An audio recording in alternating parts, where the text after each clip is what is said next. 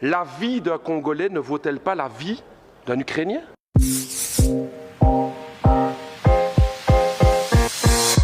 Madame la ministre des Affaires étrangères du Royaume de Belgique, je vous interpelle sur la situation dramatique du peuple congolais. Je pose la question, pourquoi la Belgique n'intervient pas? Pourquoi la Belgique n'intervient pas pour aider la tragédie du peuple congolais à l'est du Congo?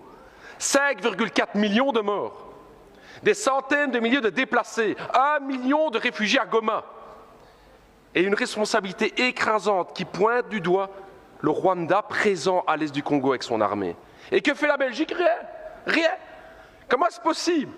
Quand la Russie envahit l'Ukraine, à juste titre, c'est la condamnation. Ce sont les sanctions, ce sont les livraisons d'armes à l'Ukraine, mais quand il s'agit de la République démocratique du Congo, rien. On n'aide pas. La vie d'un Congolais ne vaut-elle pas la vie d'un Ukrainien? La vie d'une Congolaise ne vaut pas la vie d'une Ukrainienne? C'est la question que tous les peuples d'Afrique se posent. Pourquoi ce deux poids, deux mesures? Qu'est-ce qui se passe dans la politique belge aujourd'hui? Alors je vais vous le dire, Madame la Ministre, non seulement la Belgique ne fait rien, non seulement les États-Unis ne font rien, mais je vais me dire plus. Hier encore, l'Union européenne a signé un accord avec le Rwanda. Un accord sur quoi? La gestion durable des matières premières, nous y sommes. Le coltan, le cobalt, le nickel, le diamant, le cuivre.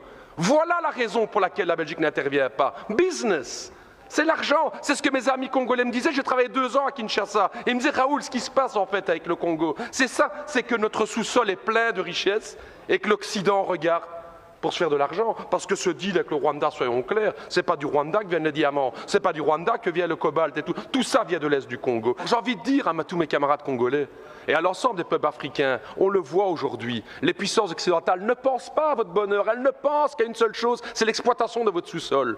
Vous pouvez aujourd'hui, vous pouvez croire à vos propres forces. J'ai envie de dire, moi, au peuple congolais, pensez à cette pensée de Patrice Emery Lumumba, cette force du Congo, justement. Pensez à Kwame Nkrumah, justement, le panafricanisme qui doit être là. Pensez à Thomas Sankara, qui disait clairement, effectivement, que les peuples africains peuvent prendre leur destinée en main. Ne comptez pas sur les gouvernements occidentaux pour vous soutenir, mais par contre, les peuples d'Europe sont à vos côtés, les peuples africains, pour vos combats, pour une vraie indépendance économique et démocratique.